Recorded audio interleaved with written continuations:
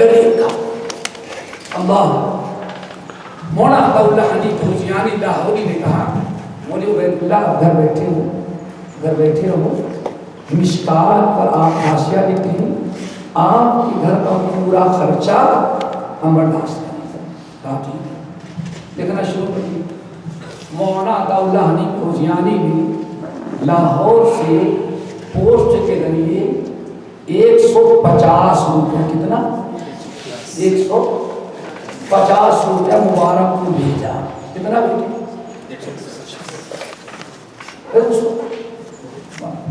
ڈاکیا آیا پوسٹ مین آیا یہ آپ 10 روپیہ میں رسید لیں آپ 150 لیں شیخ الحدیث نے 150 جب گنا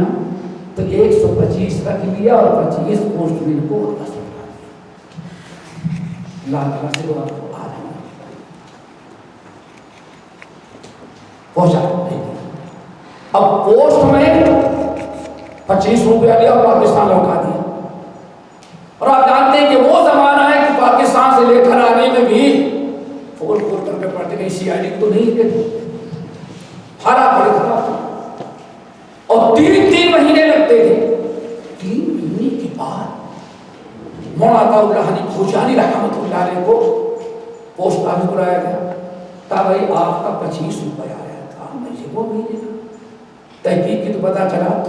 کہ مبارک پور میں مولانا عبید اللہ رحمانی کی 125 لیا اور 25 واپس اب مولانا عطا اللہ حنی فوزیانی دوبارہ لیٹر لکھے کہ آپ نے خود نہ اٹھایا کہ پوسٹ مین نے مہربانی کی ہے ملتی ہوئی چیز کون لوٹائے گا تو شیخ الحدیث کی قبر کو نوروں سے اللہ بھرے اور یہی اخلاص ہمیں علی اولاد کو دے شیخ الحدیث نے کہا بات اصل یہ ہے بھائی کہ آپ نے کہا تھا گھر کا خرچہ چلائیں گے